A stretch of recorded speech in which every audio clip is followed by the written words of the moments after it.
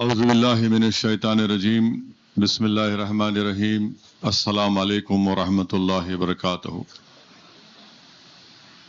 حضرت مولانا نعمت اللہ شاہ قادری صاحب، حضرت مولانا مفتی انوار نظامی صاحب، مجلس اتحاد المسلمین کے معزز اراکین، صدر معتمدین، وراکین اسمبلی، وراکین قانون ساز کونسل، معزز حاضرین اکرام، بزرگان قوم اور ملت، غیور نوجوان ساتھیوں، الحمدللہ اللہ سبحانہ و تعالیٰ نے ہم کو اس ماہ مبارک میں 5 جمعے عطا کیے اور ماہ مبارک کا یہ آخری جمعہ ہے، جمعۃ الوداع ہے۔ اللہ کے رسول صلی اللہ علیہ وسلم کی حدیث شریف ہے کہ محمد مصطفیٰ صلی اللہ علیہ وسلم جمعے کے دن خطبہ دینے کے لیے منبر پر اپنا خط مبارک رکھتے ہیں اور 3 مرتبہ آمین آپ نے فرمایا۔ بعد میں صحابہ کرام نے پوچھا کہ یا رسول اللہ صلی اللہ علیہ وسلم، آپ نے 3 مرتبہ آمین کیوں کہا؟ تو اللہ کے رسول صلی اللہ علیہ وسلم نے ارشاد فرمایا کہ جبریل امی کھڑے تھے اور وہ دعا کر رہے تھے کہ ہلاک ہو جائے وہ شخص جس محفل میں میرا ذکر ہو اور وہاں پر مجھ پر درود و سلام نہ پڑھا جائے۔ تو میں نے اور حضرت جبرائیل نے آمین کہا۔ تو میرے عزیز دوستوں اور بزرگوں، ہم رسول اللہ صلی اللہ علیہ وسلم کی بارگاہ میں درود و سلام کے نذرانے پیش کرتے ہیں کہ اللہم صلی علی سیدنا محمد عبدک رسولک نبی ام الآل صحابہ وسلم۔ پھر بعد میں رسول اللہ صلی اللہ علیہ وسلم نے فرمایا کہ میں نے دوسری مرتبہ آمین اس لیے کہا کہ جبریل امین نے دعا کی کہ ہلاک ہو جائے وہ شخص جس نے اپنے ضعیف ماں باپ کو پایا اور ان کی خدمت نہیں کی۔ تو اللہ کے رسول صلی اللہ علیہ وسلم نے آمین کہا۔ میرے عزیز دوستوں اور بزرگوں، جو لوگ خوش قسمت ہیں جن کے ماں باپ زندہ ہیں، ہم اس کو ایک غنیمت سمجھیں کہ ہمارے ماں باپ زندہ ہیں۔ انسان کی سب سے بڑی دولت اس دنیا میں اگر کوئی چیز ہے تو اس کے ماں باپ ہیں۔ ہم یہ کوشش کریں کہ ہم اپنے ماں باپ کی خدمت کریں۔ آج ہم دیکھتے ہیں کہ ہم دین سے دور ہوتے جا رہے ہیں اور اسی بنا پر ہم اپنے ضعیف ماں باپ کو بوجھ سمجھتے ہیں، یا تو ان کو چھوڑ دیتے ہیں یا پھر کسی ایک جگہ پر ان کو لے جا کر رکھ دیا جاتا ہے اور وہاں پر کوئی ان کا پرسان حال نہیں ہوتا ہے۔ تو اللہ کے رسول صلی اللہ علیہ وسلم نے حضرت جبریل امی کی دعا پر آمین کہا۔ ہم تمام پر یہ فرض ہے کہ ہم اپنے ماں باپ کی خدمت کریں۔ تیسری مرتبہ رسول اللہ صلی اللہ علیہ وسلم نے حضرت جبریل امی کی دعا پر آمین اس لیے کہا کہ حضرت جبریل نے کہا کہ ہلاک ہو جائے وہ شخص جس نے رمضان کو پایا اور اس نے اللہ سے اپنی مغفرت اور بخشش نہیں کروائی۔ تو رسول اللہ صلی اللہ علیہ وسلم نے آمین کہا۔ میرے عزیز دوستوں اور بزرگوں، آپ کے دل میں یہ خیال پیدا ہو رہا ہوگا کہ اب سے 3.5 گھنٹے کے بعد ہم روزہ کھول لیں گے، یہ رمضان کے ماہ مبارک کا آخری دن ہے، چند گھنٹے ہیں۔ میرے عزیز دوستوں اور بزرگوں، انسان کی مقدر بدلنے کے لیے، انسان کی تقدیر کو بدلنے کے لیے، ایک گناہ گار جو اپنے گناہوں کے سمندر میں ڈوب رہا ہے، اس کے لیے اس ماہ مبارک کا ایک لمحہ بھی کافی ہے کہ اگر اس نے اپنے پورے خلوص اور پورے اخلاص کے ساتھ اپنے آپ کو اللہ کی رحمت کی طرف متوجہ کر کے اپنے آپ کو اللہ کے سامنے اپنے جرم کا اپنے گناہوں کا اقرار کر کے دعا کرے کہ پروردگار رحمت کا مہینہ ہے، تیری رحمت جوش میں ہے، وہ ماہ مبارک ہے جس میں اللہ یہ دیکھتا ہے کہ کون میری رضا چاہتا ہے۔ اگر اس چند گھنٹوں میں بھی اگر آپ اور ہم مل کر اللہ کی بارگاہ میں گر گڑا کر دعا کریں کہ پروردگار یہ ماہ مبارک رخصت ہونے سے پہلے تو ہم گناہگاروں کی مغفرت اور بخشش فرما دے، ہم دعا کریں کہ یا اللہ یہ آخری دہے کا آخری دن ہے جو جہنم سے نجات کا ہے، اور ہمارے اعمال یقیناً اس میں بہت سے گناہ اور غلطیاں ہوں گی، اور ہو سکتا کہ ہم اپنے اعمال کی بنا پر جہنم ہم پر واجب کر لیے ہوں گے۔ اگر ہم اللہ سے رجوع کریں کہ پروردگار معاف کر دے تو یقیناً اللہ سبحانہ و تعالی اپنی شان کے مطابق ہمارے گناہوں کو معاف فرمائے گا۔ تو میرے عزیز دوستوں اور بزرگوں، اس ماہ مبارک میں قرآن کریم کو نازل کیا گیا، اور رسول اللہ صلی اللہ علیہ وسلم نے ارشاد فرمایا کہ میری امت کی سب سے بہترین عبادت کیا ہے؟ قرآن کی تلاوت۔ ہم نے اس ماہ مبارک میں قرآن کی تلاوت کی، تراویحوں میں کھڑے ہو کر قرآن کو سنا، شب بیداری کی، ہم نے قرآن کی بہت تلاوت کی۔ یاد رکھیے قرآن اللہ کے رسول صلی اللہ علیہ وسلم کا سب سے بڑا معجزہ ہے۔ جتنے معجزے دوسرے رسولوں کے ہوئے وہ وقتی تھے، مگر یہ جو معجزہ محمد صلی اللہ علیہ وسلم کا ہے یہ صبح قیامت تک رہنے والا ہے۔ تو رسول اللہ صلی اللہ علیہ وسلم نے فرمایا کہ میری امت کی سب سے بہترین عبادت قرآن ہے۔ اللہ ہم تمام کو توفیق دے کہ اس ماہ مبارک کے گزر جانے کے بعد بھی ہم اللہ کے کلام کو نہ صرف اس کو روز بوسہ دیں بلکہ روز اس کی تلاوت کریں۔ اور میرے عزیز دوستوں اور بزرگوں، اللہ ہم تمام کو یہ بھی توفیق دے کہ اس ماہ مبارک کے گزر جانے کے بعد بھی ہم کم سے کم ایک مہینے میں 3 روزے رہنے کی اللہ ہم کو توفیق دے۔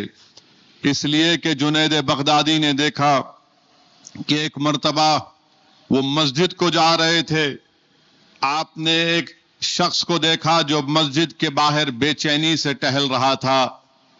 جنید بغدادی نے اس سے پوچھا، تو ملعون شیطان ہے، تو یہاں پر کیا کر رہا ہے مسجد کے باہر؟ تو وہ اس نے کہا کہ جنید، میں اندر جانا چاہتا ہوں مسجد کے اندر۔ ایک شخص نماز پڑھ رہا ہے، روزے کی حالت میں ہے، میں اندر نہیں جا سکتا۔ دوسرا شخص روزے کی حالت میں ہے اور لیٹا ہوا ہے۔ جنید بغدادی نے پوچھا کہ بتا تو اندر کیوں نہیں جا سکتا؟ تو اس نے کہا جو نماز پڑھ رہا ہے روزے دار ہے، جو آرام کر رہا ہے وہ بھی روزے دار ہے۔ اگر میں اس روزے دار کے قریب جاؤں گا تو اس روزے دار کی سانس اگر مجھ پہ پڑ جائے گی تو میں ختم ہو جاؤں گا۔ تو میرے عزیز دوستوں اور بزرگوں، یہ روزے دار کا مقام ہے۔ ہم نہ صرف حلال چیزوں کو چھوڑ دیے بلکہ ہم نے آنکھ کو بھی اپنی بچا کر رکھا، اپنے کان کو بچا کر رکھا، اپنی زبانوں کو بچا کے رکھا۔ اب جب یہ مہینہ گزر جائے گا، شیطان ملعون زنجیروں سے جو جکڑا ہوا تھا اس کو کھول دیا جائے گا، تو ہماری ذمہ داری یہ ہے کہ ہم حرام چیزوں کی طرف پلٹ کر نہ دیکھیں۔ ہم اپنی آنکھ کو بچا کر رکھیں، اپنے کان کو بچا کر رکھیں، اپنی زبانوں کو بچا کر رکھیں۔ یہی یہ ماہ مبارک اس کی ٹریننگ ہم کو دیتا ہے کہ سال کے 11 مہینے بھی ہم اسی طرح گزارنے کی کوشش کریں جس طرح ہم نے اس ماہ مبارک کو گزارا. اور علماء کرام نے فرمایا کہ اگر کسی کا رمضان روزے قبول ہوئے اس کی قبولیت کی نشانی یہ ہے. بلکہ شیخ مجدد الفتانی رحمت اللہ علیہ نے فرمایا کہ اگر کسی کو یہ دیکھنا ہے کہ اس کے رمضان اس کا کیسا گزرا، وہ کامیاب وہی ہوا جس نے آنے والے 11 مہینے میں اپنی زندگی کو، اپنے روزمرہ کی زندگی کو اس طرح گزارا جس طرح اس نے رمضان میں گزارا تھا. تو میرے عزیز دوستوں اور بزرگوں، اللہ کے رسول صلی اللہ علیہ وسلم کا سب سے بڑا معجزہ قرآن کریم ہے.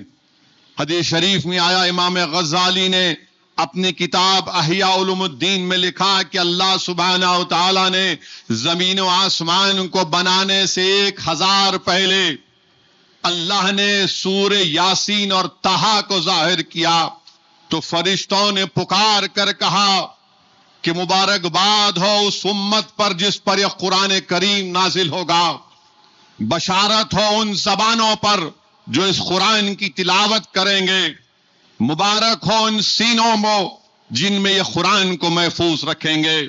1000 سال پہلے زمین و آسمان کو بنانے سے پہلے اللہ سبحانہ و تعالیٰ نے سورہ یاسین اور طٰہٰ کو ظاہر کیا تو فرشتے مبارکباد پیش کر رہے ہیں. میرے عزیز دوستوں اور بزرگوں، قرآن کریم میں سورہ المائدہ میں اللہ سبحانہ تعالیٰ فرماتا ہے، مفسرین نے اس کا ترجمہ کیا کہ اگر تو عذاب دے انہیں تو وہ بندے تیرے ہیں، اگر تو بخش دے ان کو تو بلا شبہ تو سب پر غالب اور بڑا دانا ہے.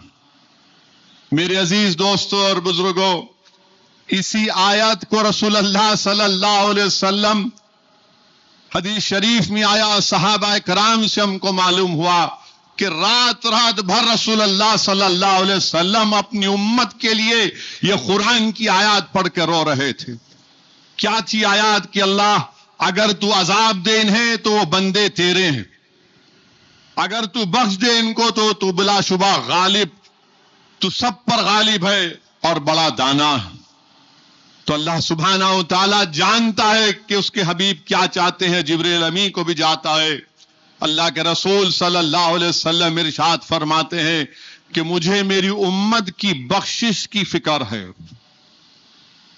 رحمت اللہ عالمین نے فرمایا کہ مجھے میری امت کی بخشش کی فکر ہے. اللہ سبحانہ و تعالیٰ جبریل امین سے کہتا ہے کہ جاؤ اور میرے حبیب کو خوشخبری سنا دو کہ ہم ان کی امت سے ایسا کوئی سلوک نہیں کریں گے جس سے ان کو ناگوارا گزرے.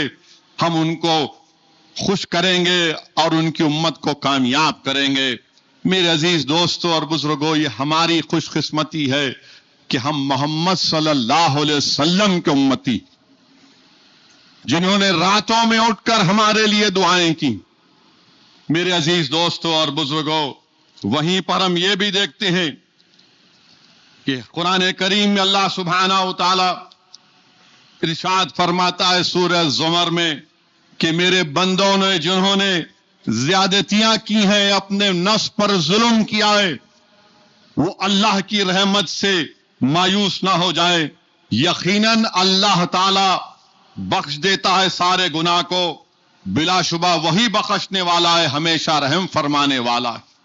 حضرت عباس رضی اللہ تعالیٰ عنہ اس قرآن کریم کی آیات کے بارے میں فرماتے ہیں کہ اللہ کے رسول صلی اللہ علیہ وسلم کے پاس مشرک آئے، غیر مسلم آئے اور آ کر عرض کیا کہ یار محمد صلی اللہ علیہ وسلم، آپ کا پیغام بہت اچھا، ہم اس کو مانتے ہیں، مگر ہم نے بہت قتل کیے، ہم نے بہت زنا کیا، اس کا کیا کفارہ ہوگا؟ اگر ہم آپ کا دین قبول کر لیں گے اور اگر ہم کو سزا ملے گی تو ہم اپنے پرانے دین پر قائم رہیں گے. تو اللہ سبحانہ و تعالیٰ سورہ زمر میں کہہ رہا ہے لا تقنطوا من رحمت اللہ، کہ اللہ کی رحمت سے مایوس مت ہو. اللہ گناہوں کو بخشنے والا ہے، اللہ گناہوں کو معاف فرمانے والا ہے. اور اس قرآن کریم کی آیات کے سلسلے میں حدیث شریف میں آیا کہ اللہ کے رسول صلی اللہ علیہ وسلم نے فرمایا کہ اگر دنیا کی ساری دولت میرے سامنے لا کر رکھ دیا جائے تب بھی میں اس آیات کا سودا کرنے کو تیار نہیں. تو میرے عزیز دوستوں اور بزرگوں، قرآن کریم پکار پکار کر کہہ رہا ہے کہ اللہ بخشنے والا ہے، اللہ گناہوں کو معاف فرمانے والا ہے. قرآن کریم میں اللہ فرماتا ہے حامیم تنزیل کتاب من حامیم فرمایا، یہ حروف مقتطعات ہیں. حامیم تنزیل کتاب، اللہ سبحانہ و تعالیٰ فرما رہا ہے تنزیل کتاب مبین.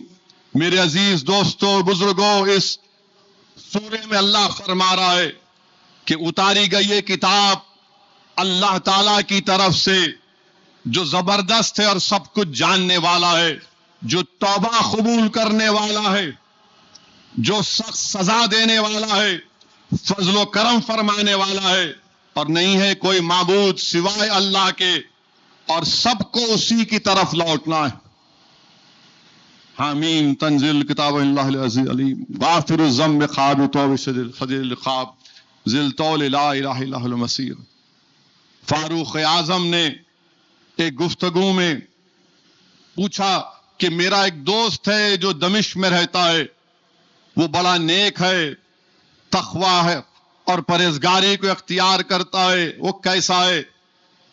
تو شخص نے فاروق اعظم سے کہا کہ وہ تو فسق اور فجور کی دنیا میں تباہ و برباد ہو گیا، وہ شراب نوشی کرتا ہے، گناہوں کے سمندر میں ڈوب رہا ہے. حضرت فاروق اعظم رضی اللہ تعالی عنہ نے کہا کہ خط لکھو، اور کاتب کو بلا کر کہا کہ فلاں سلام علیکم، میں خلیفت رسول اللہ صلی اللہ علیہ وسلم عمر ابن خطاب، میں اب تم کو یہ بتانا چاہتا ہوں کہ اللہ وحدہ لا شریک ہے. اللہ نے قرآن کریم کو نازل کیا، اللہ بڑا زبردست ہے، اللہ توبہ کو قبول کرنے والا ہے، اللہ گناہوں کو معاف کرنے والا ہے، اور اللہ سزا دینے والا ہے، اور ہم سب کو اللہ کی طرف لوٹنا ہے. جب یہ خط ان کے دوست کو ملا، وہ خط پڑھ کر فاروق اعظم رضی اللہ تعالی عنہ کا اس پر رخت طاری ہو گئی، رونا شروع کر دیا. اس نے گناہوں کی دنیا کو چھوڑا. جب فاروق اعظم رضی اللہ تعالی عنہ کو معلوم ہوا کہ یہ شخص اپنے گناہوں کو چھوڑ چکا، تو فاروق اعظم رضی اللہ تعالی انہوں نے ہم تمام کو بتانے کے لیے بتایا. آپ نے فرمایا کہ اگر کوئی تمہارا دوست گناہ کرتا ہے تو تم شیطان کے ساتھی مت بن جاؤ، اس کے لیے دعا کرو، اس کو ترغیب دو، اس کو سمجھاؤ تاکہ وہ گناہوں کو چھوڑ دے. اگر تم اس کے بارے میں کہو گے کہ فلاں شرابی ہے تو وہ اس کو اپنی عزت کا مسئلہ بنا لیتا ہے اور گناہوں پر ضد میں گناہ کرتا ہے. تو اگر کوئی دوست ہے تو دوست کا کام یہ ہے کہ اپنے دوست کو گناہوں سے بچائیں، اس کے لیے دعا کریں. دوستی کا حق یہ ہے کہ یہ نہیں ہے کہ میں نے کئی لوگوں سے سنا کہ نہیں صاحب انہیں پی رہا تھا، میں ساتھ میں بیٹھا ہوا تھا، میں نہیں پیا، انہیں پی رہا تھا. میرے بھائی، اگر تم دوست ہو تو تمہارا کام یہ ہے کہ اس کو روکو، اس کو سمجھاؤ. نہیں صاحب انہیں قتل کرا، میں خالی ساتھ میں گیا تھا تماشا دیکھنے. تمہارا اگر دوست ہے تو حرکت نہیں ہونی چاہیے. یہ دوستی نہیں ہے، تم شیطان سے دوستی کر رہے ہو، تم شیطان کی مدد کر رہے ہو. اگر تم دوست کے دوست ہو تو حضرت فاروق اعظم نے خط لکھا، سب کے سامنے کہا اس کے لیے دعا کرو کہ اللہ اس کو گناہوں سے پاک کر دے. تو میرے عزیز دوستوں اور بزرگوں، ہماری اور آپ کی یہ کوشش ہونی چاہیے کہ ہم اپنے آپ کو گناہوں سے پاک رکھیں. اور یہ ماہ مبارک ہم کو اس بات کی تعلیم دیتا ہے کہ ہم اللہ کی بارگاہ میں گر گڑا کر رو کر دعا کریں. قیامت کے دن سب روئیں گے، حشر کے میدان میں سب روئیں گے، سوائے ان لوگوں کے جو اللہ کے خوف سے اس دنیا میں روتے تھے. قیامت کے دن حق ہے، یاد رکھو. کوئی اگر آ کر تم سے کہے گا نہیں ہوگی قیامت، ارے پاگل ہے بولنے والا وہ، جس نے خون کے لتھڑے سے ہم کو اپنی ماں کے پیٹ میں رکھا اور 9 مہینے کے بعد ہم کو پیدا کیا اور ہم کو تمام چیزیں دیں، اور ہم اس دنیا سے چلے جاتے ہیں، دوبارہ ہم کو نہیں زندہ کر سکتا. کون کہتا ہے کہ قیامت نہیں ہوگی؟ ہوگی قیامت. اگر کوئی یہ کہتا ہے کہ قیامت نہیں ہوگی تو پھر فلسطینی پکار کر کہیں گے کہ انصاف ہونا چاہیے اور قیامت ہوگی. جن ظالموں نے مسلمانوں کا خون بہایا، انصاف ہوگا قیامت کے دن انشاءاللہ تعالی. تو میرے عزیز دوستوں اور بزرگوں، جو دنیا میں اللہ کے خوف سے روتا ہے اس کو قیامت کے دن رونا نہیں پڑے گا. جو آنکھ جس نے گناہ کو نہیں دیکھا اس کو قیامت کے دن رونا نہیں پڑے گا. جو آنکھ نیند سے دور ہو کر اللہ کی راہوں کی حفاظت کر رہی تھی وہ آنکھ قیامت کے دن نہیں روئے گی. اور رسول اللہ صلی اللہ علیہ وسلم کا حدیث شریف ہے کہ جو آنکھ اللہ کے خوف سے روتی ہے، جو آنکھ اللہ کے خوف سے روتی ہے، اللہ سبحانہ و تعالی اس کو جہنم میں داخل نہیں کرے گا. اور حدیث شریف کے الفاظ ہے کہ جب دودھ کسی بکری اور بھینس سے نکل جاتا ہے تو واپس نہیں جا سکتا اس بکری اور بھینس میں، اسی طرح جو آنکھ میں اللہ کے خوف سے آنسو آتے ہیں اللہ سبحانہ و تعالیٰ اس کو جہنم میں نہیں ڈالتا. حدیث شریف ہے کہ اللہ کے رسول صلی اللہ علیہ وسلم خطبہ دے رہے ہیں اور ایک شخص رو رہا ہے. رحمت العالمین صلی اللہ علیہ وسلم نے ارشاد فرمایا، اگر پہاڑوں کے برابر اگر کوئی شخص یہاں پر ہوتا جس کے گناہ پہاڑوں کے برابر ہے تو اس شخص جو آج ایک آنسو بہا رہا ہے اللہ کے خوف سے، اللہ اس کی وجہ سے ان تمام کے گناہوں کو معاف کر دے گا. تو میرے عزیز دوستوں اور بزرگوں، رونے والی آنکھیں تلاش کرو. رونے والی آنکھ، اپنی آنکھ کو اللہ کے خوف میں آنسو لانے کی تربیت دو. اور کیسے خوف پیدا ہوگا؟ علماء کرام کی صحبت میں بیٹھیے، اہل دل کی صحبت میں بیٹھیے، دین کو سمجھیے. یاد رکھیے، اگر ہم صرف کاروبار میں نقصان ہو گیا ہم رونا شروع کر دیتے ہیں. میرے عزیز دوستوں اور بزرگوں، اللہ کے رسول صلی اللہ علیہ وسلم کی حدیث شریف ہمارے سامنے ہے. اور پھر حدیث شریف میں آیا کہ ایک مرتبہ حضرت ابو ہریرہ رضی اللہ تعالیٰ عنہ رسول اللہ صلی اللہ علیہ وسلم کے ساتھ نماز عشاء کے لیے جا رہے تھے. نکلے جانے کے لیے راستے میں ایک خاتون نظر آئی. اس عورت نے پوچھا کہ ابو ہریرہ ہو آپ؟ آپ نے کہا ہاں. اس نے کہا کہ مجھ سے گناہ ہوا ہے. آپ نے پوچھا کیا گناہ ہوا ہے تجھ سے حضرت ابو ہریرہ رضی اللہ تعالیٰ عنہ نے؟ اس نے کہا کہ مجھ سے زنا ہوا ہے اور اس زنا کی وجہ سے ایک بچہ پیدا ہو گیا، میں نے اس بچے کو بھی مار دیا. حضرت ابو ہریرہ رضی اللہ تعالیٰ عنہ نے کہا کہ تو ہلاک ہوئی، اس کو بھی ہلاک کیا، اب تیری کوئی مغفرت نہیں. وہ چیخ ماری اور بے ہوش ہو کر گر گئی. حضرت ابو ہریرہ رضی اللہ تعالیٰ عنہ کو خیال آیا کہ میں نے کیا کر دیا. ہمارے درمیان میں رسول اللہ صلی اللہ علیہ وسلم ہے اور میں نے یہ بات کہہ دی. اللہ کے رسول صلی اللہ علیہ وسلم کے سامنے جا کر عرض کیا، یا رسول اللہ صلی اللہ علیہ وسلم یہ واقعہ ہوا. اللہ کے رسول صلی اللہ علیہ وسلم نے اپنی زبان مبارک سے ارشاد فرمایا، ان للہ و انا الیہ راجعون.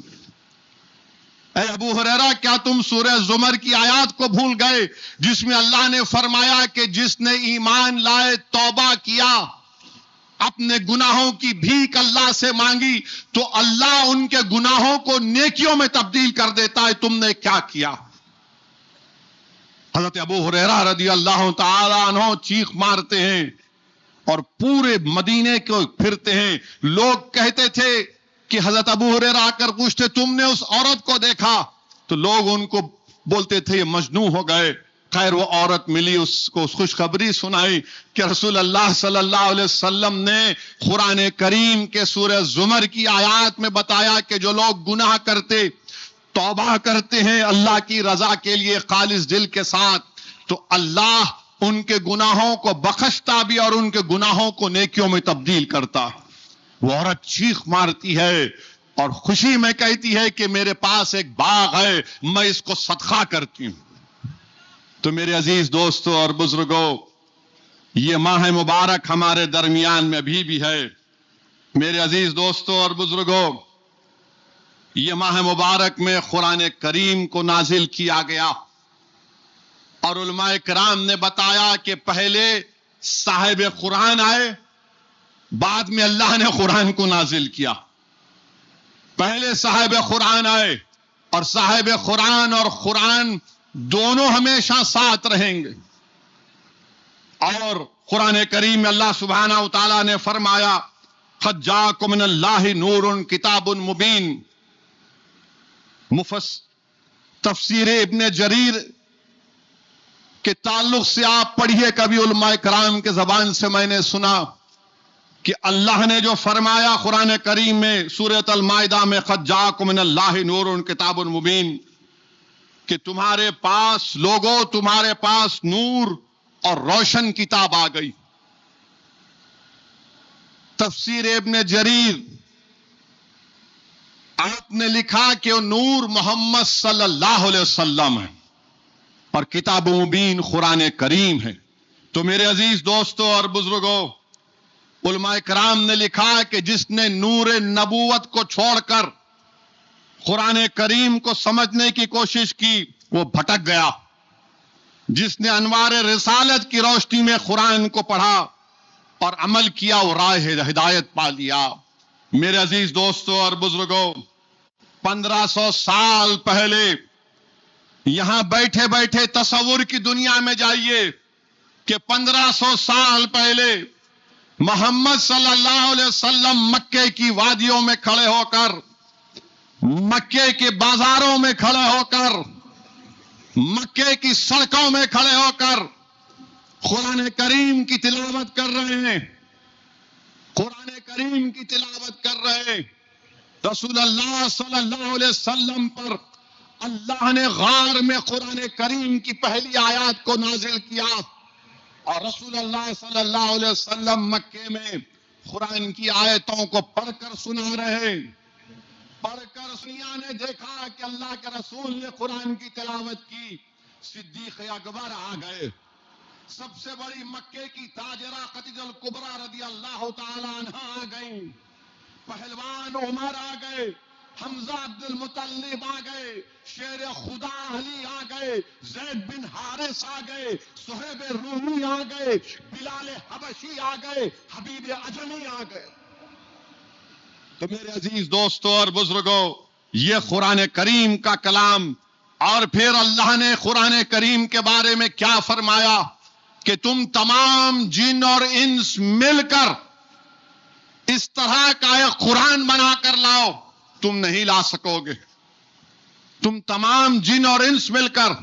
پھر اللہ نے فرمایا تم ایک سورہ بنا کر لاؤ. وہ چیلنج آج بھی برقرار ہے. جا کر خاک کو چھان رہے, جو چاند اور مارس پر اپنا گھر بنانے کی بات کر رہے ہیں. جو چیلنج قرآن نے دیا وہ تم اس چیلنج کا آج تک جواب دے نہیں سکے.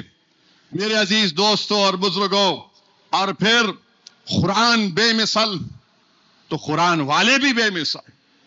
اور کیسے علماء کرام نے بتایا کہ سورہ یونس میں اللہ کے رسول صلی اللہ علیہ وسلم ارشاد فرما رہے ہیں. کیا فرمائے لوگوں, میں تمہارے درمیان میں اس سے پہلے اپنی عمر کا ایک بڑا حصہ گزار چکا ہوں. کیا تم اتنا بھی نہیں سمجھ سکے؟ علماء کرام نے کہا کہ رسول اللہ صلی اللہ علیہ وسلم فرما رہے ہیں میرا بچپن دیکھ لو، میری جوانی دیکھ لو، میرا کردار دیکھ لو. اور علماء کرام نے فرمایا کہ گفتار دیکھ لو. علماء کرام نے فرمایا والضحیٰ کا چہرہ دیکھ لو، واللیل کی زلفیں دیکھ لو، علم نشرہ کا سینہ دیکھ لو، یا ایھا المزمل کی کملی دیکھ لو، یا ایھا المدثر کی چادر دیکھ لو. میرے عزیز دوستوں اور بزرگوں، اور پھر اللہ سبحانہ و تعالیٰ نے اعلان کیا کہ بے شک قرآن کو ہم نے نازل کیا اور ہم اس کی حفاظت کریں گے. قرآن کے بارے میں اللہ نے فرمایا کہ بے شک ہم نے اس کو نازل کیا، ہم اس کی حفاظت کریں گے. دنیا کی کوئی کتاب کے بارے میں کوئی یہ نہیں کہہ سکتا. اور جو کتاب توریت، انجیل، زبور نازل کی گئی اس کے بارے میں اللہ نے فرما دیا اس کتاب کی ذمہ داری ہم نے انسانوں کو دی تھی، اس کتاب کی ذمہ داری ہم نے لی ہے محفوظ رکھنے کی. تو میرے عزیز دوستوں اور بزرگوں، توریت، زبور، انجیل میں ان ظالموں نے اپنی مرضی کے مطابق ترمیمات کر لیے، قانون میں تبدیلی لا لی. مگر اگر ایک 80 اور ایک 20 سال کا حافظ قرآن ہوگا اور امام صاحب سے تلاوت میں کچھ غلطی ہو جاتی ہے تو وہ 18 سال 20 سال کا حافظ قرآن ان سے کہے گا کہ امام صاحب آپ نے تلاوت میں غلطی کی ہے، یہ صحیح تلاوت ہے.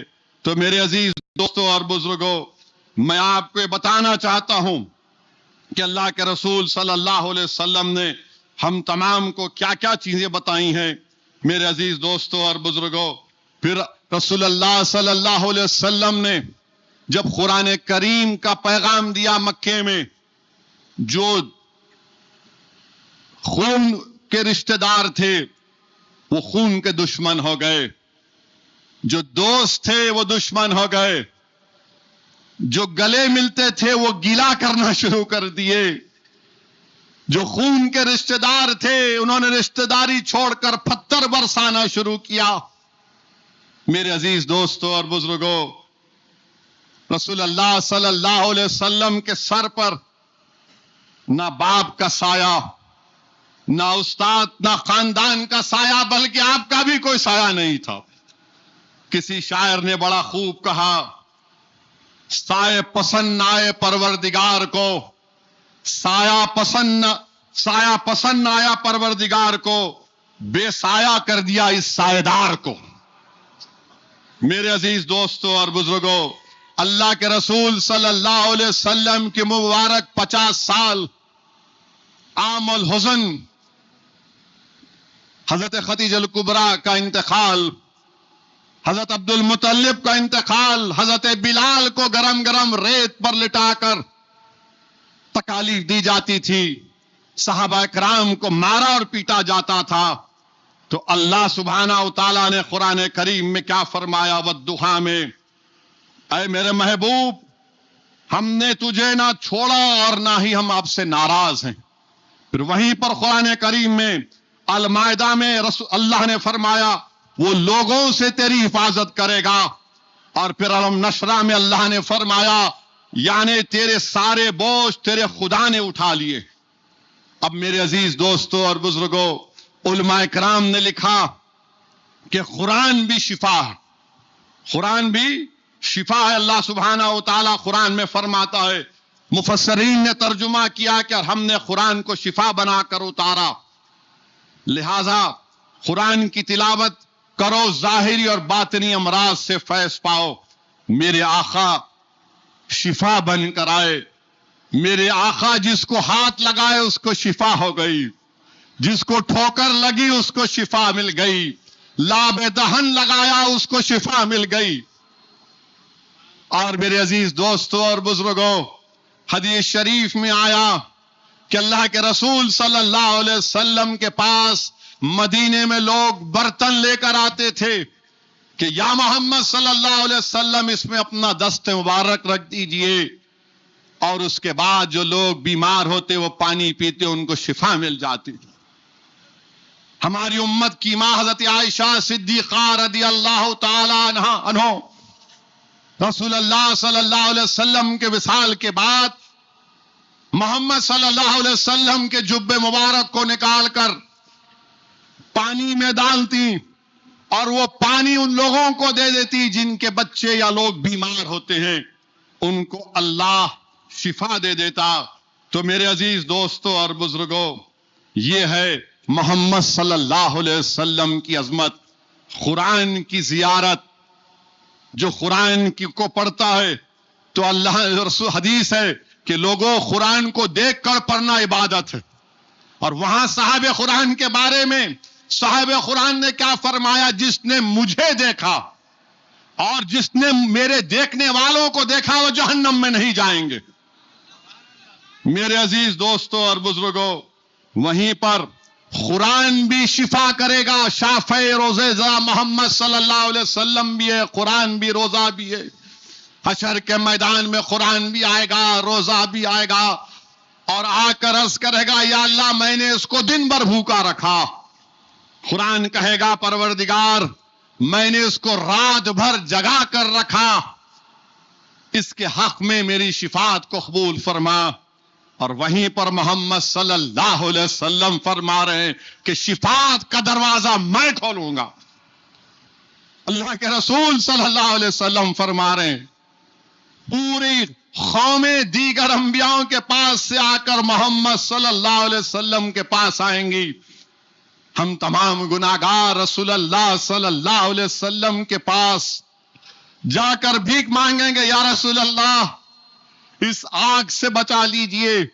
اللہ کے رسول صلی اللہ علیہ وسلم حدیث شریف میں آیا کہ سجدے میں گر جاتے ہیں اور اللہ اپنی شان کے مطابق فرمائے گا کہ اٹھو میرے حبیب محمد صلی اللہ علیہ وسلم، بولو تمہاری بات کو مان لیا جائے گا، شفاعت کرو تمہاری شفاعت کو قبول کیا جائے گا۔ تو ہم تمام انشاءاللہ تعالی رسول اللہ صلی اللہ علیہ وسلم کی شفاعت سے ہی جنت میں جائیں گے۔ میں تو یہ کہہ سکتا ہوں کہ میرے اعمال کچھ نہیں ہیں، مجھے کملی والے کی رحمت پر بھروسہ ہے۔ میرے عزیز دوستوں اور بزرگوں، قرآن بھی رحمت ہے، صاحب قرآن بھی رحمت ہے۔ قرآن بھی رحمت ہے کیونکہ اللہ نے قرآن میں فرمایا ہم نے قرآن کو شفا اور ایمانداروں کے لیے رحمت بنا کر اتارا ہے۔ تو وہاں پر قرآن میں اللہ یہ بھی فرما دیا وَمَا أَرْسَلْنَاكَ إِلَّا رَحْمَةً لِّلْعَالَمِينَ، وَمَا أَرْسَلْنَاكَ إِلَّا رَحْمَةً لِّلْعَالَمِينَ۔ تو علماء کرام نے قرآن کی آیات کے بارے میں کہا وہ صرف مسلمانوں کے لیے ہے، اور یہاں پر رحمت للعالمین تمام کے لیے، چاہے مسلمان ہو یا نہیں ہو وہ رحمت للعالمین ہے۔ تو جہاں تک اللہ کی ربوبیت ہے وہاں پر محمد صلی اللہ علیہ وسلم کی رحمت۔ تو میرے عزیز دوستوں اور بزرگوں، میں آپ سے صرف یہی عرض کرنا چاہ رہا تھا کہ قرآن کریم کی تلاوت کرنا ہمارا کام ہے، ذمہ داری ہے۔ صرف اس کو گھر کے ایک بہترین مقام پہ کاغذ میں یا پھر اپنے کپڑے میں اس کو لپیٹ کر رکھ دینا اور گھر کو جانے سے پہلے ایک چمہ لے کے چلے گئے، نہیں میرے بھائی، کھول کے پڑھنا ہے۔ گھر سے نکلنے سے پہلے اگر ایک آیات پڑھ کے جاؤ، ایک عادت بنا لو، اس میں اللہ بہت کرم کرنے والا ہے۔ کیونکہ جو لوگ قرآن سے محبت کرتے ہیں، اللہ رسول اللہ صلی اللہ علیہ وسلم کا حدیث ہے کہ اللہ اس کتاب سے لوگوں کو عروج بھی دے گا اور اللہ اس کتاب سے لوگوں کو زوال بھی دے گا۔ اور جو لوگ اس قرآن کریم سے محبت کرتے ہیں، اس کی تلاوت کرتے ہیں، اس کے مطابق اپنی زندگیوں کو گزارتے ہیں، ایک تو حدیث شریف میں آیا کہ قرآن اس کے بارے میں آ کر اللہ سے کہے گا یا اللہ تو اس کو عزت کا تاج پہنایا جائے گا۔ قرآن کہے گا اللہ اس کو عزت کے کپڑے پہنا، اللہ اس کو عزت کے کپڑے پہنائے گا۔ قرآن بولے گا اللہ اس کو اور عطا کر، تو اللہ بولے گا تو پڑھ قرآن کو، جتنا تو پڑھے گا اتنا تیرا بلند مقام ہوگا۔ تو میرے عزیز دوستوں اور بزرگوں، قرآن کریم رسول اللہ صلی اللہ علیہ وسلم کا سب سے بڑا معجزہ ہے. اور ہم قرآن کو پڑھیں, علماؤں کی محفلوں میں بیٹھیں, ایک آدھا گھنٹہ آپ نکال سکتے جہاں کہیں آپ کے مقامی مسجد میں اگر کوئی معزز مفسر یا علماء کرام قرآن کی تفسیر بیان کرتے ہیں تو سنیں. دنیا میں کیا باقی رہے گا میرے بھائی جس کے دل میں قرآن نہیں؟ رسول اللہ صلی اللہ علیہ وسلم نے فرمایا کہ وہ ویران ہے, ویران گھر کی طرح, ویران گھر کی طرح. تو اگر ہم قرآن کو سیکھیں گے, پڑھیں گے, سمجھیں گے, بلکہ امام غزالی رحمت اللہ علیہ اپنی کتاب میں امام احمد بن حنبل کا واقعہ لکھ رہے ہیں علوم الدین میں کہ امام احمد بن حنبل نے خواب میں اللہ کو دیکھا اور پوچھا یا اللہ کون سی عبادت تجھے بہت بڑی محبوب نظر آتی ہے, محبوب چیز ہے؟ تو اللہ نے فرمایا اے احمد قرآن کو پڑھو. امام احمد بن حنبل نے پوچھا یا اللہ کس طرح سے پڑھوں, سمجھ کر پڑھوں یا اسی تلاوت سے پڑھوں؟ تو بولے جس طریقے سے ہو پڑھو. احیاء علوم الدین میں امام غزالی رحمت اللہ علیہ نے امام احمد بن حنبل کے اس واقعے کو لکھا. میرے عزیز دوستوں اور بزرگوں, یہ ماہ مبارک کی چند گھڑیاں ہمارے پاس ہیں, ہم فلسطین کے لیے دعا کریں. یاد رکھیے میری اس بات کو, یہ جو جنگ چل رہی ہے, یہ ظالم زائنس لوگ یہ کوشش کر سکتے ہیں کہ خدا نہ خواستہ, لاکھوں بار خدا نہ خواستہ, یہ مسجد اقصی اور بیت المقدس کو نقصان پہنچانا چاہتے ہیں. یہ ظالم لوگ مسجد اقصی کو تالا لگا دیے ہیں. یہ ظالم اسرائیلی حکومت آج عید مبارک کا پوسٹر ڈالتی ہے سوشل میڈیا پہ. ارے ظالموں, تم نے 70,000 فلسطینیوں کو شہید کر دیا. تم نے ہمارے اسلام کی تیسری مبارک جگہ کو تم نے اس کو خفل ڈال کے رکھ دیا. اس میں نماز پڑھنے کی اجازت نہیں. لوگ آج گئے تو ان پر ٹیئر گیس پھینک کر, ان کو مار کر, گولیاں چلا کر بھگا دیا گیا. دعا کرو مسجد اقصی اور بیت المقدس کے لیے. یاد رکھو اگر کسی مسلمان کے دل میں مسجد اقصی اور بیت المقدس کا نام آ جائے اور تمہارا جسم حرارت نہیں کرے تو پھر تم کچھ کام کے نہیں ہو, تم کچھ کام کے نہیں ہو. یہ زائنس لوگ یہ چاہتے ہیں مسجد اقصی اور بیت المقدس کو نقصان پہنچایا جائے. یاد رکھو مسلمانوں, جو بادشاہ ہیں دولت مند ہیں, یاد رکھو اگر آج تمہاری زبانیں بند ہیں تو اس دن تمہاری زبانیں اللہ سے پکار کر بولیں گی کہ اقتدار پر تم تھے مگر تم نے مسجد اقصی اور بیت المقدس کے لیے منہ نہیں کھولا. اللہ تمہارے جسم کو بولے گا تم بولو انہوں نے کیا کیا تھا. کیا تم اس دن سے ڈرتے نہیں ہو؟ تم کیوں ڈرتے ان ظالموں سے؟ ارے یہ وہ جگہ ہے جہاں پر حشر کا میدان ہوگا. ارے وہ جگہ ہے جہاں پر میزان لگایا جائے گا. ارے یہ وہ جگہ ہے جہاں پر ہم گناہگاروں کو رسول رحمت آب کوثر کا جام انشاءاللہ اپنے مبارک ہاتھوں سے پلائیں گے. مسجد اقصی اور بیت المقدس عالم اسلام کو پکار پکار کر کہہ رہی ہے کہ اے محمد صلی اللہ علیہ وسلم کے امتیوں, مجھے بند کر دیا گیا ہے. تو ہم اپنی دعاؤں کے ذریعے مسجد اقصی اور فلسطین کے لیے دعا کریں. یہ صرف فلسطین کا مسئلہ نہیں ہے, یہ میرے دین کا مسئلہ ہے, یہ انصاف کا مسئلہ ہے. اور ہم کبھی بھی نہیں بھول سکتے, نہ مسجد اقصی کو بھولیں گے, نہ بیت المقدس کو بھولیں گے. ارے یہ وہ جگہ ہے جہاں پر رسول اللہ صلی اللہ علیہ وسلم نے پورے انبیاء اور رسولوں کی نماز میں امامت کی. یہ وہ جگہ ہے. آدم علیہ السلام سے لے کر عیسیٰ علیہ السلام تک 1,24,000 انبیاء رسول تھے. محمد صلی اللہ علیہ وسلم کی عظمت یہ ہے کہ جس کے نام کا صدقہ تم اور ہم کھاتے ہیں, انہوں نے ان سب کی امامت کی نماز میں. یہ وہ جگہ ہے کہ زمین سے لے کر عرش کا سفر وہیں سے شروع ہوا تھا. میرے عزیز دوستوں اور بزرگوں, بیت المقدس اور مسجد اقصی کو ہم نہیں بھولیں گے.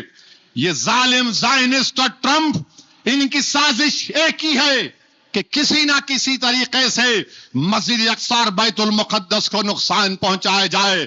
سن لو نتنیاہو اور ٹرمپ، اگر مسجد اقصی اور بیت المقدس کے تقدس کو پامال کرنے کی تم ناپاک کوشش کرو گے تو یاد رکھو دنیا کا ایک ایک بچہ کھڑا ہو جائے گا جس کے دل میں اشہد ان لا الہ الا اللہ محمد رسول اللہ کی صدائیں گونجتی ہیں. اب یہ ان کی ذمہ داری ہے کہ وہ مسجد اقصی اور بیت المقدس کو اس پر کوئی آنچ آنے نہ دیں. یہ ظالم نتنیاہو جہنم کا کتا ہے اور ضرور انشاءاللہ تعالی اللہ اس کا حساب کرے گا.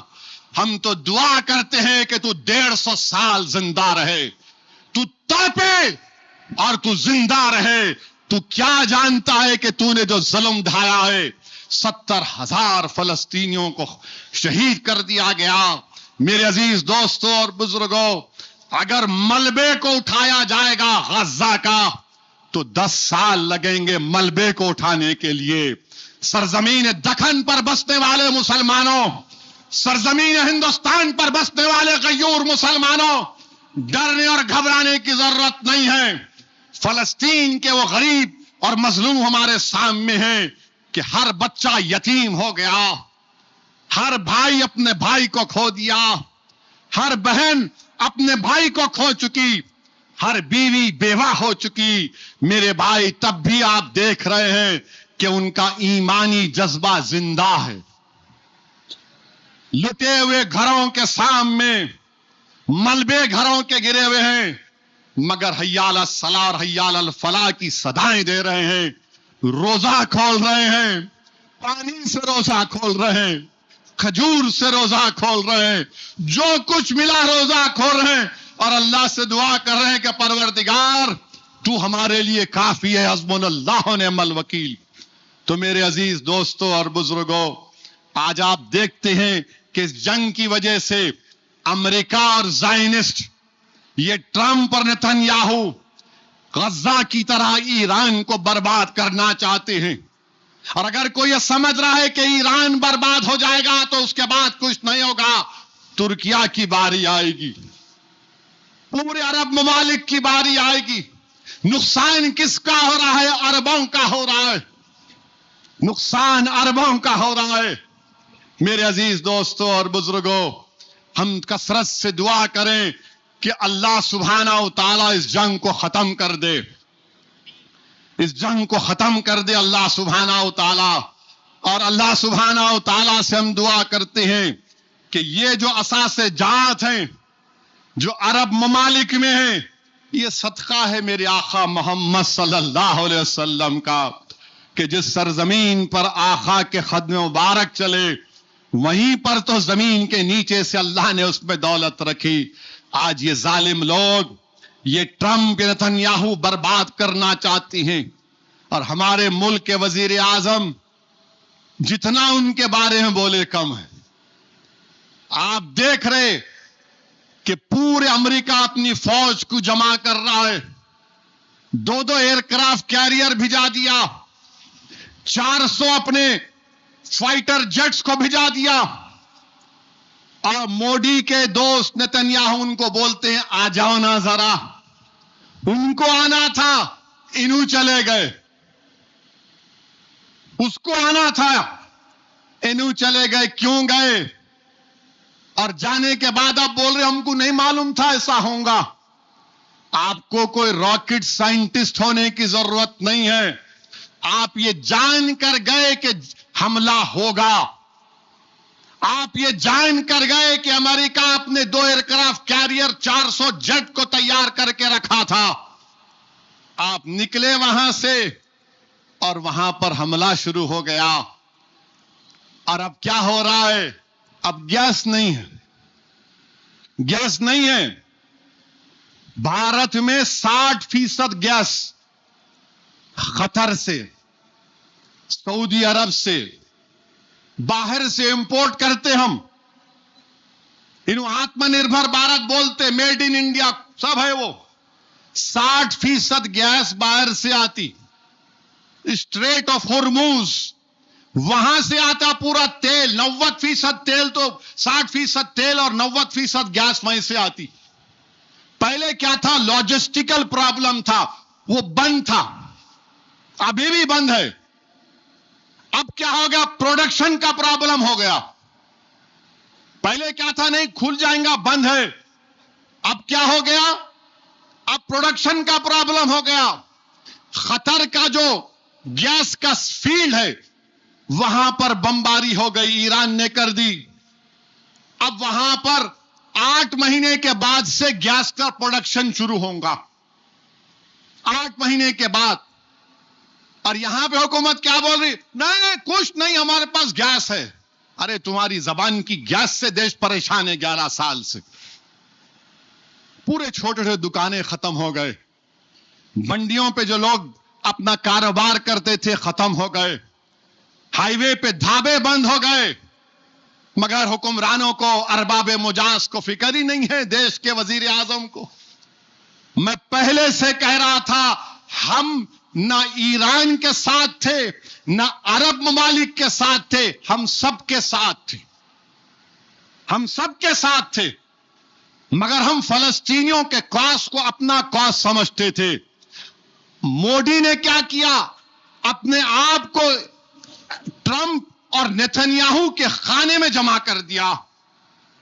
अब आप क्या जाकर जंग रुकाएंगे? अगर आप न्यूट्रल होते, गैर जानिबदार होते, तो हो सकता कि आपकी बात में और वजन होता। मैं कल से देख रहा हूं कि वजीर आजम इनसे बात कर रहे हैं, उनसे बात कर रहे हैं, इनसे बात कर रहे हैं। अरे खुल के बोलो ना, आपके जंग गलत है, ये जंग गलत है, बोलो आप। अरे तुमको अगर ईरान से मोहब्बत नहीं है, खतर से, सऊदी अरब से, बहरीन से, कुवैत से मोहब्बत नहीं, तो कम से कम वो भारत के 1 करोड़ लोग जो दुबई, अबू धाबी, रासल खैमा, शारजा, दोहा, कुवैत, बहरीन, सऊदी अरब में 1 करोड़ लोग भारत के काम करते हैं। इस देश का 50% फॉरेन एक्सचेंज वो लोग कमा के भी जाते। मोदी जी कम से कम उनके लिए तो बोल दो आप। अगर वो ममालिक कमजोर पड़ जाएंगे, खुदा ना खास्ता उनकी माशियत पे, इकोनॉमी पे असर पड़ेगा, तो फिर हमारे गरीब वापिस आ जाएंगे ना। उनका तो ख्याल रखो। अरे आखिर क्या वजह है बीजेपी आरएसएस वालों, तुमको देश के उन गरीबों से मोहब्बत नहीं जो अपना घर बार छोड़कर पैसा कमाकर देश को भी जाते हैं, मगर आप ट्रंप और नेतन्याहू के लैला और मजनू बने हुए, आप उनकी मोहब्बत में गिरफ्तार हैं। जो गरीब वहां पर बैठकर कमाकर भारत को फॉरेन एक्सचेंज भिजा रहा है, उसकी फिक्र ही नहीं है आपको। जंग तो एक दिन खत्म होगी, जब खत्म होगी तो वो देश क्या करेंगे, नहीं हमारे पे बहुत खर्चा होगा।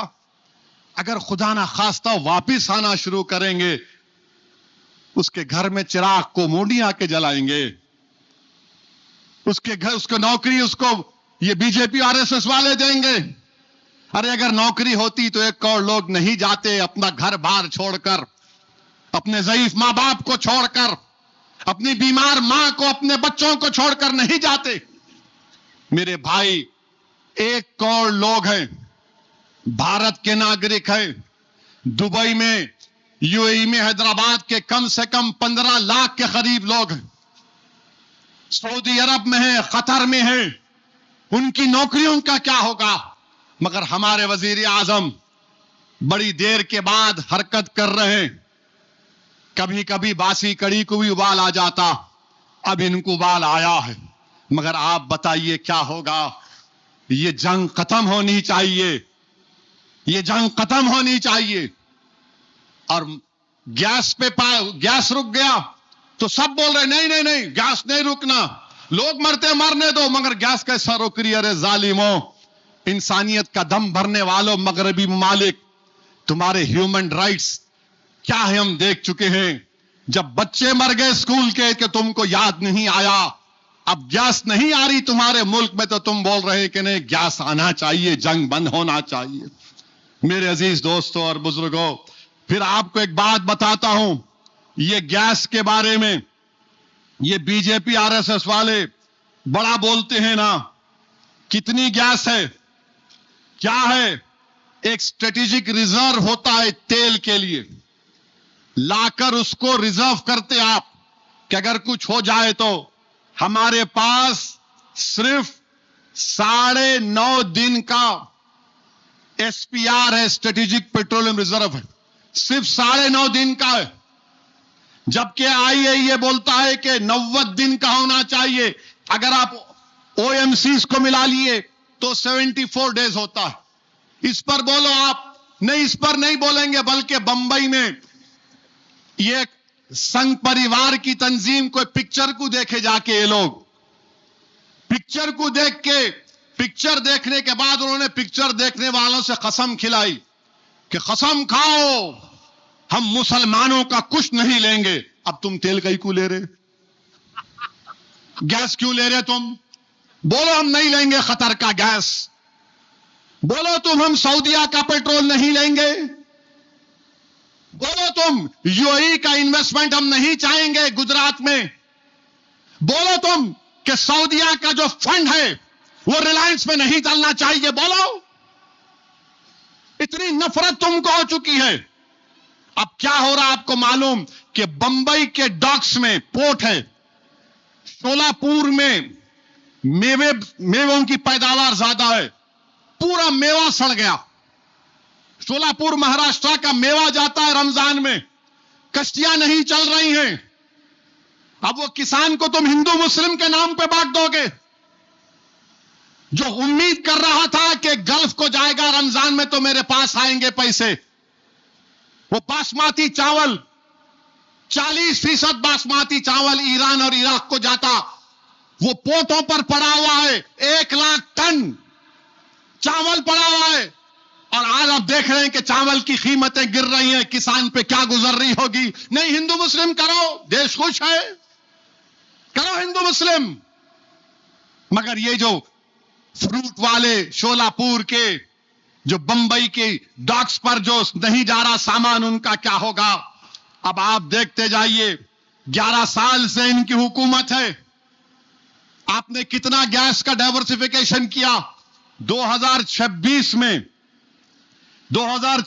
में आपने अमेरिका से 2.2 MTPA फाइनलाइज किया, सऊदी अरब, कतर, यूएई, कुवैत से हमारे एलपीजी आता है। और ये संघ परिवार वाले मुंबई के थिएटर में बैठ के बोल रहे नहीं नहीं हम मुसलमानों से कुछ नहीं लेंगे। अब 11 साल के बाद अब मोदी जी बोल रहे हैं अल्जीरिया, कनाडा, नॉर्वे से हम देखेंगे। मेरे अजीज दोस्तों और बुजुर्गों, और गैस की किल्लत पैदा होगी और पेट्रोल की किल्लत पैदा होगी। देखना आप, ये रास लफान पर 18 मार्च को जो हमला हुआ ईरान के साउथ परास पर और खतर के रस लफान पर, तो फिर आप देखेंगे। अच्छा, फिर आप ये भी देख लो, फर्टिलाइजर नहीं बना सकते, उसमें भी पेट्रोल के प्रोडक्ट की जरूरत पड़ती। सेरामिक टाइल्स नहीं बना सक रहे, उसमें भी पेट्रोल की प्रोडक्ट की जरूरत पड़ती। इसमें भी हिंदू मुस्लिम कर दो तुम। अरे आंखें खोलो नफरत करने वालों, तबाही और बर्बादी के बादल नजर आ रहे हैं। तुम कम से कम अपने आंखों से पर्दा तो निकाल कर देखो। मगर नहीं, बीजेपी आरएसएस सिर्फ यही बोलेंगे, अरे नहीं नहीं मुल्ला हैं। अरे हद तो ये हो गई मेरे भाई, हद तो ये हो गई कि बनारस में 14 मुस्लिम बच्चे एक कश्ती को लेकर उस पर रोजा खोलते हैं। क्या करते हैं? रोजा खोलते हैं। तो उनको क्या हुआ, फौरन उन पर केस बुक कर दिया गया। अब अगर कल मैं हुसैन सागर लेक में एक कश्ती लेता हूं, मैं बोलता हूं बोट पे रोजा, अब आजकल तो रोजा ऐसे ऐसे तरीके से खोल रहे कि अल्लाह मालूम क्या होने वाला आगे जाके। तो हुसैन सागर पे आप कश्ती लिए, लाइफ जैकेट पहन लिए, हाँ रोजा खोल रहे आप। उसके बाद चिकन की बिरयानी खा ली आप खा लिए। आने के बाद पुलिस बोलती नहीं नहीं, آپ نے قانون کا الگھن کیا ہے. اور کیا کیا آپ نے افطار پارٹی کھائی, بریانی کھائی آپ نے, تو BNS 298, BNS 299, BNS 196, BNS 270, BNS 223. ارے کسی کے مذہبی جذبات کیسا مجروح ہو رہے ہیں؟ اگر گنگا میں کشتی میں کھانا کھایا تو کس کے مذہبی جذبات مجروح ہو رہے ہیں؟ کسی کے بھی نہیں ہو رہے نا. پورا گندا سیوریج آ کر گرتا گنگا میں, وہ تمہارے کو تکلیف نہیں ہو رہی؟ یہ بچے بیچارے لائف جیکٹس پہنے ہوئے, نوجوان ہیں, بولے چلو آپ کشتی پہ جائیں گے, روزہ کھولے. آپ ان پہ کیس بک کر دیے, جیل میں ہیں بچے. وہ نہیں تم مذہبی جذبات کو مجروح کرے. کیا مذہبی جذبات مجروح کرے؟ ارے ان کا جرم صرف اتنا ہے کہ مسلمان ہیں. جو پورا گنگا کو جو گندگی سیوریج آ کر گر رہا اس پہ کوئی کسی کو فکر نہیں ہے. جو بڑے کشتیاں چلتی اس میں جو لوگ پیشاب پیخانہ کرتے وہ گرتا ہے, اس کی فکر نہیں ہے. بتاؤ کہ کیا ہو, صرف تم مسلمان ہیں, جیل میں آپ نے ان کو ڈال دیا. یہ انصاف ہے تمہارا؟ BJP والوں بتاؤ. اور تم پسماندہ مسلمان کی بات کرتے, اس میں پورے بچے سیفی ہیں, پسماندہ مسلمان ہیں. اتر پردیش کے ان سے یہ ناانصافی کی گئی ہے. اور کیا بولتے ہیں کہ اس بچوں کے ویڈیو میں کسی نے کہا عالمگیر مسجد. وہ عالمگیر مسجد ہے وہاں پر نہیں. کیسا بولے تم, مسجد کا نام کیسا لیے؟ ارے بابا وہ نام اس کا عالمگیر مسجد ہے. تمہارے ابا کے ابا کے ابا کے دادا پیدا ہونے سے پہلے عالمگیر مسجد ہے اور صبح قیامت تک رہے گی انشاءاللہ تعالی. مگر آپ بولے نہیں, کیسا بولا اس نے ویڈیو میں؟ میرے عزیز دوستوں اور بزرگوں, ہر چیز میں مذہبی جذبات ہمارے مجروح ہو گئے. نہیں, ہمارا تہوار آ رہا, گوشت کی دکان بند رہنا, انڈے کی دکان بند رہنا, تو لاؤ پیسے بھی دو نا ہمارے کو. قریش برادری کا کام گوشت کا کاروبار کرنا. آپ کے مذہبی جذبات ہیں. میرا رمضان کا مہینہ تھا, پورے شراب کی دکانیں کھلی کیوں تھی بتاؤ؟ بند کرنا تھا کتے کی پیشاب کی دکان کو, پورے بند کرنا تھا شراب کی دکانوں کو بھارت میں. مگر نہیں, شراب کی دکانیں کھلی رہیں گی, میں کشتی میں روزہ نہیں کھول سکتا. میرے مذہبی جذبات مجروح نہیں ہوں گے؟ بند کرنا پھر. جا میرا گھر ہے, اگر میں بولوں میرا گھر ہے, ہوٹل بند رہنا, بند کریں گے آپ؟ ایک زمانہ تھا حیدرآباد میں, چاہے ہندو اور مسلمان کے ہوٹل ہو, آدھا پردہ لگاتا تھا. مگر زمانے کے حالات کے لحاظ سے وہ بھی ختم ہو گیا. مگر یہ کام ہو رہا ہے. اب آپ دیکھیے, میں نوجوانوں کو کہہ رہا ہوں, ہندو نوجوانوں کو خاص طور سے, آپ بتاؤ, ایک آنکڑا آیا کہ بھارت میں 67% گریجویٹ جو ہیں وہ بے روزگار ہیں. 67% جو گریجویٹ ہیں بے روزگار ہیں.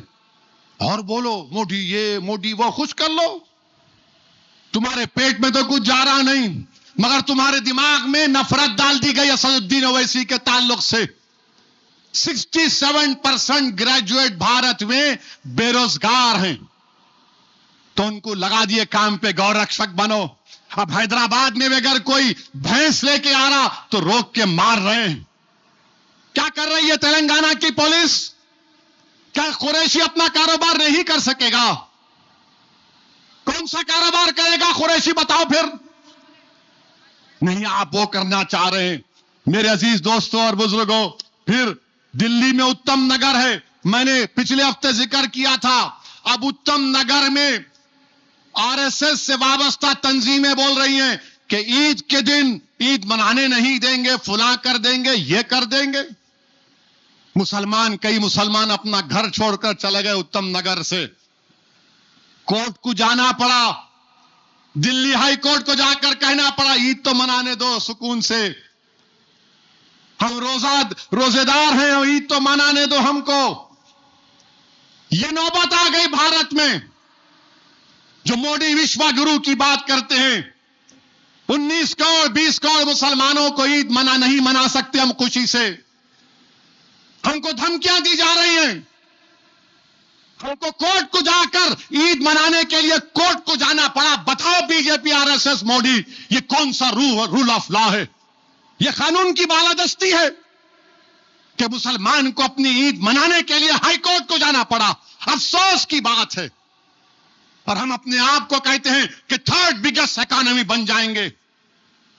یہ چیز ہو رہی ہے. دلی کی پولیس امت شاہ کے ماتحت آتی ہے. کیا کر رہے ہیں آپ؟ کچھ نہیں کر رہے کیونکہ مسلمان ہیں.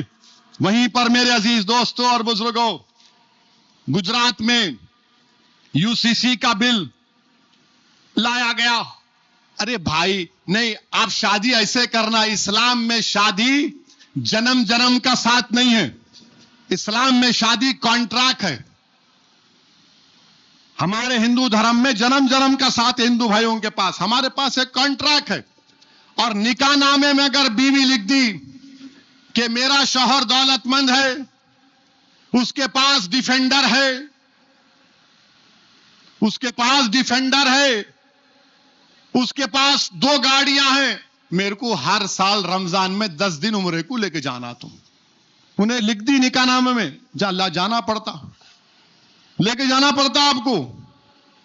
اگر بیوی بول دی کہ دیکھو تمہارے پاس ڈیفینڈر ہے، بڑا گھر ہے، ہاتھ میں رولیکس کی گھڑی ہے، اچھے جوتے کپڑے تم پہنتے، ہفتے میں 3 دن تم ہوٹل میں کھانا کھاتے، اور 2 جگہ پہ جا کے پان کے ڈبے پہ 200 روپے کا پان بھی کھاتے، میرے کو تم سال میں 10 دن عمرے کو لے کے جانا پڑتا. کانٹریکٹ ہے یہ.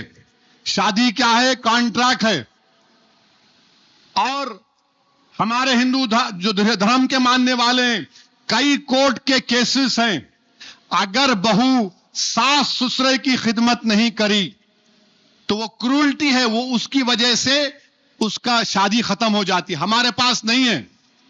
بیوی کی ذمہ داری نہیں ہے ساس سسرے کی خدمت کرنا، بیٹے کی ہے، بیوی کی نہیں ہے. پوچھ لو یہاں پر بیٹھے نعمت اللہ صاحب، مفتی انور نظامی صاحب، وہ اگر بیوی کرتی ہے تو اس کو بہت بڑا اجر ملے گا. ماں باپ کی ذمہ داری اولاد پر ہے، بہو پہ نہیں. ہمارے پاس نہیں، بہو پہ ڈالو. ارے بہو پہ نہیں ہے. مجھے معلوم کہ میری بات سننے کے بعد بہت سے لوگ ناراض ہوں گے. ارے سب اچھا بولے، یہ کئی کو بولے. میں کئی لوگوں سے سنا، صاحب کیا تقریر تھی، مر یہ خامخواہ بول کے پریشان کر دیے. میں لگا کیوں؟ نہیں، گھر میں گئے تو ہماری بیوی ہمارے کو بولے، سنے ایم پی صاحب کیا بولے، سنے ایم پی صاحب کیا بولے. میں عورتوں کے لیے نہیں، نہ مردوں کے لیے سچائی کو بیان کر رہا ہوں. ماں باپ کی خدمت اولاد کی ذمہ داری ہے، اور ذمہ داری بیٹی ہے تو اس کے ماں باپ پہ شادی ہو گئی، میں بھول جانے، میں کیا کروں، میری شادی ہو گئی. آپ کی ذمہ داری ہے، آپ کو دیکھنا ہے. اچھا پھر گجرات میں، یہ گجرات کا دیکھ لو آپ. گجرات میں 1000 اگر بچے پیدا ہوئے تو 890 بچیاں پیدا ہوتی. ان کو یہ محبت ہے بچیوں سے. اور وہاں پر کیا ہوتا ہے، کیوں 890 ہے بچیاں پیدا کیوں ہوتی ہیں؟ کیونکہ یہ لوگ معلوم کر لیتے، کچھ بولتے اس کو سونوگرام کیا بولتے، جو بھی، ہاں جو بھی ہے، معلوم کر لیے کہ پیٹ میں بیٹی ہے، حمل ساکت کر لیتے، جا کے حمل کو گرا لیتے. ارے 1000 بچے ہیں تو 1000 بچیاں بھی ہونا چاہیے نا. گجرات میں نہیں ہے. اور گارنٹی سے بول رہا ہوں کہ سب سے زیادہ بچیاں پورے دھرموں میں اگر آپ دیکھ لیں گجرات میں تو مسلمانوں میں ہوں گی، سب سے زیادہ ہوں گی. یہاں 890 ہے، اس پر کچھ نہیں ہے. اور پھر بات کرے کہ ہم کو ملاتے، ایران میں کیا ہو رہا دیکھو، ترکی میں کیا ہو رہا. ارے ظالموں، لکشدیپ میں کیا ہو رہا میں تم کو بتاتا ہوں. لکشدیپ میں فیمل خواندگی کا تناسب، خواتین کا خواندگی کا تناسب پورے ملک میں، ہمارے گجرات میں 69% لٹریسی ریٹ ہے خواتین کا، تو لکشدیپ میں 87% ہے. اور پھر گجرات میں 65% خواتین کے جسموں میں خون نہیں ہے، اینیمک ہے، خون نہیں ہے. एनीमिक हैं, मगर हम यूसीसी लाएंगे, लाए हैं, बिल लाए हैं। और गुजरात में कोई मुसलमान अपना घर हिंदू को नहीं बेच सकता, हिंदू अपना घर मुसलमान को नहीं बेच सकता। डिस्टर्ब एरियाज एक्ट है, अहमदाबाद का 40% हिस्सा, यानी अगर मैं कहूं तो अगर सिकंदराबाद का 40% हिस्सा कोई किसी को नहीं बेच सकते, कलेक्टर से परमिशन लेके बेचना वो यूसीसी हो गया। और फिर इलाहाबाद हाई कोर्ट ने उत्तर प्रदेश में मुसलमान अपनी जायदाद में नमाज पढ़ रहे, नमाज पढ़ने से रोक दिया गया, तो हाई कोर्ट ने एक सवाल किया उत्तर प्रदेश के योगी हुकूमत से, क्या आप हिंदुओं को रोक सकेंगे किसी के जाती घर में इबादत करने से? क्यों मुसलमानों को आप रोक रहे हैं? ये हाई कोर्ट ने पूछा उनसे। मेरे भाई, ये हमारे देश का हाल हो चुका है। हर जगह पर कहीं ना कहीं पर कुछ ना कुछ तमाशे हो रहे हैं, और अफसोस के साथ कहना पड़ता है ये हमारा पड़ोसी पाकिस्तान भी इजराइल का छोटा भाई है। ये दोनों ऐसे मुमालिक हैं जो उनके पड़ोसियों को सुकून से कभी रहने नहीं देंगे। बमबारी पाकिस्तान अफगानिस्तान में किया और 400 लोगों को मार दिए, 400 लोगों को। ये पाकिस्तान बड़ा दावा करता है नहीं नहीं इस्लाम, अरे कहे का इस्लाम, तुमको इस्लाम का अलिफ नहीं मालूम। तुमने अपनी बमबारी से अफगानिस्तान में 400 लोगों को शहीद कर दिया वहां पर। मेरे अजीज दोस्तों और बुजुर्गों, ये माह मुबारक के चंद घड़ियां हमारे दरमियान में है। इसी माह मुबारक में मरहूम कायद सालार मिल्लत हमसे रुखसत हुए इस दुनिया से, उनका इंतकाल हुआ। मैं अल्लाह से दुआ करता हूं कि अल्लाह मरहूम कायद को उनकी मग़फ़िरत करे, अल्लाह उनकी खिदमात को कबूल करे। और मैं आपको बता रहा हूं कि जो सालार ने हमको रास्ता दिखाया, जो अब्दुल वाहिद ओवैसी ने हमको अपनी कुर्बानियों के जरिए, जो इस्माइल ज़बी, शेख मोहम्मद अख्तर, अहमद पाशा खादरी, जलील साहब, रहमत हुसैन जैदी, हबीब मोहम्मद खान डल्लाजी, गुलाम गौस खान, कर्नल सिराजुद्दीन और बलाला जो साबिका कॉरपोरेटर थे, ऐसे कई लोग थे जिन्होंने अपनी जिंदगियों को कुर्बान करके मजलिस इत्तेहादुल मुस्लिमीन को मुकाम अता किया। अब हमारी जिम्मेदारी है कि हम इस जमात को और लेकर आगे बढ़ें। मुखालिफीन हर दौर में थे और मुखालिफीन रहेंगे। हम मुखालिफीन की मुखालिफत की परवाह किए बगैर आगे बढ़कर काम करते जाएंगे। तो मेरे अजीज दोस्तों और बुजुर्गों, सालारे मिल्लत के लिए और मजलिस इत्तेहादुल मुस्लिमीन के तमाम मरहूम कायदीन के लिए दुआ करिए कि अल्लाह उनकी मग़फ़िरत करे। और आज की रात इबादत में गुजारना है, कम से कम 2 रकात नमाज रात में उठकर पढ़ो। ये मजदूर को मजदूरी मिलने की रात है, इसको रायगा जाने मत दो। मेरे साथ नारा लगाइए, मस्जिद अक्सा जिंदाबाद, बैतुल मुक़द्दस जिंदाबाद, मस्जिद अक्सा जिंदाबाद। अस्सलाम वालेकुम।